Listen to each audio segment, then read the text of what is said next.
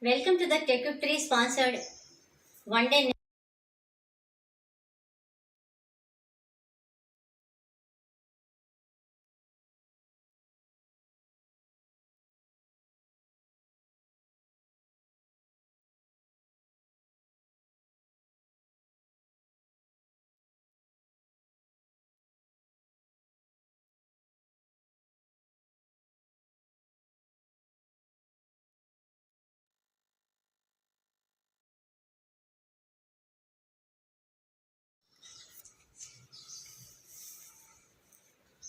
Welcome to the Tech 3 sponsored one-day National E conference organized by Department of Humanities, JNTU Anantapur College of Engineering.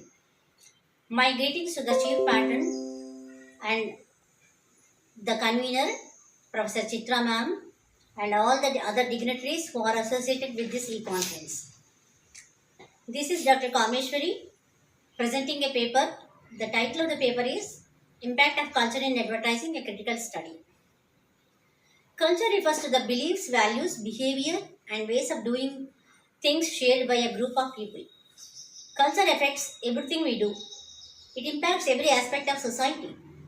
It influences international advertising strategy. It is an important environmental factor. Culture provides specific models for ways of behaving, feeling, thinking, and communicating. In general, culture dictates what is and what is not situationally relevant. Though the terms culture, cultural values, and customs are interchangeable, each is actually a distinct piece of a big picture. A custom is a ritual or other tradition that is an outward sign. Culture influences the overall priorities consumers attach to different activities and products. It determines the success or failure of specific products or services, and not only that, success or failure of marketing, communication, and advertising models also. Dimensions of culture: language, communication, courtesies, customs, rituals, roles, relationships, practices, expected behaviors, thoughts, manner of interacting. All these belong to the various dimensions of culture. These cultures are explained here, but I am not going into deep into that. Actually, advertising shapes or modifies our values also. In recent times, the line between high and low cultures is erased by ads. For example, use of artistic works in advertising and advertising in artistic works became common. Companies such as Nike and Coca-Cola have their own museums for them. Right. The purpose of this paper is to explore the relationship between cultural dimensions and particular characteristics of advertising and impacts. From these perspectives, mass media and culture are closely related and are not easily separated. Culture provides mass media with sources for content. All content must be derived from culture, including entertainment, news, and advertisements. Otherwise, it could not be understood. Identifying while preparing an ad based on culture, a thorough knowledge of symbols and rituals is a key factor for success. There are some unwritten rules of culture that prevail in society. Here I discussed some 6 examples which display effects of cultural blunders in advertisements. Here only I'll mention only one here, and remaining things are in my paper. Those who are interested, they can read. It's perplexing how often even major companies get their advertising messages wrong. Some try to be stylish or funny. They put out an ad or sell a product only to find out that it is offensive.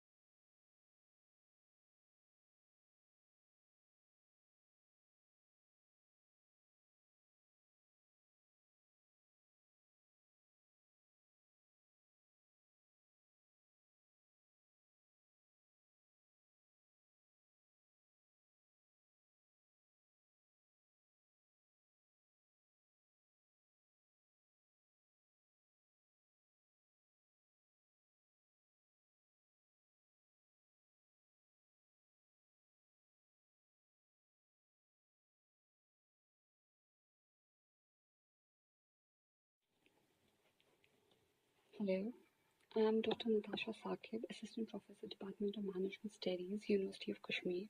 The topic of my paper is Overcoming Social Stigma in the Time of COVID-19. The recent COVID-19 outbreak is characterized and treated as being extremely contagious.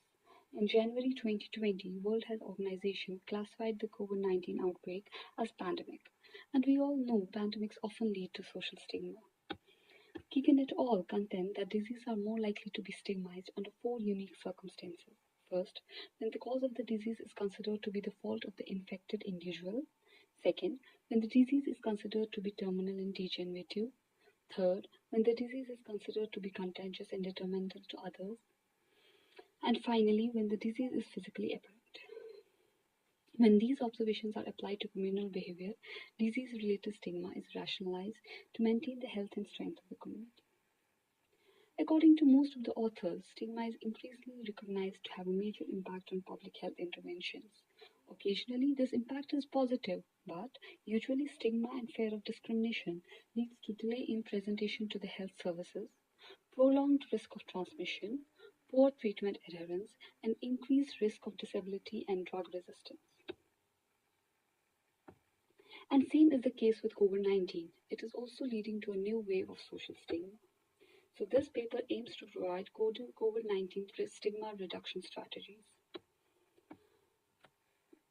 Following COVID-19 stigma reduction strategies are suggested for implementation at the intrapersonal, interpersonal, organizational, institutional, community, and governmental or structural level in India. First, religious institutions. Religion is a key element of community organization and social structures worldwide. 70% of the world's people identify themselves as members of a faith community. Their faith shapes their perception of themselves and others. It conditions how they respond to their neighbors. Religious institutions in India also shape the values and attitudes in the society. Therefore, they can play an instrumental role in overcoming stigma by utilizing theological reflection. The idea of COVID-19 as being a punishment of having sinned is a central issue of stigmatization behavior in India. Religious values should be used to encourage non-stigmatizing behaviors. Traditional religious texts such as Gita, Quran, Bible should be communicated to the society in a way that encourages acceptance for COVID-19 victims and their families. This will also allow them to challenge traditional notions of sin and blame. The government should consider building memorials such as Martyrs' Cemetery in the affected states. Religious institutions should circulate spiritual resources with prayers specifically designed for the disease COVID-19. Head of religious institutions should provide psychological support and comfort to their respective communities to fight against this disease. Head of religious institutions should educate the people against stigmatization through the radio, television, and internet. The second strategy is counseling. Counseling should be provided to families that had a patient with COVID-19. Before a COVID-19 survivor is sent back home, he or she should be counseled. Similarly, the family should be counseled before the COVID-19 survivor re-enters the community. Discharged COVID-19 patients should be reintegrated back into the community by award of a medical certificate of wellness, a celebration of the return of the COVID-19 survivor, and presentation of a solidarity package, example cash certificate or a gift. At the time of reintegration, the COVID-19 survivor should be allowed to talk about his or her experience, and the event should be broadcasted on radio and recorded for future educational purposes. The third strategy is health education. Since in the case of COVID-19 stigma is an obstacle to seeking adequate preventive or curative care, government should also combat it through health education campaigns. Health education plays a central role in disseminating knowledge and addressing attitudes in the community at large. Among the medical profession and among people affected by COVID-19, education must be easily understandable and address real concerns. It's not enough to educate only patients, their communities need to be educated as well. Further, a culture-specific health education program that incorporates local beliefs and considers community sensitivities, social structure, and values will also help to increase the acceptance of COVID-19 messages and improve knowledge and attitude towards COVID-19. The fourth strategy is media and communication. Media is the driving force behind connectivity and information consumption. However, when produced and consumed irresponsibly, it can be a dangerous distraction in the event of public health crisis. The media in case of COVID-19 has been disproportionately rife with reporting on the number of fatalities than on the survivors. We seem to hear only the number of fatalities. While being honest about the disease, there should be leverage in the communication about the number of fatalities and the number of survivors. Although the media coverage was helpful and served as a means to educate the public, the extensive media coverage also insisted fear and panic and created an environment rife for stigma. Therefore, it is important to take the panic out of pandemic, and media can be a powerful and effective tool to circumvent panic in the face of pandemic. This, so this was all from my side.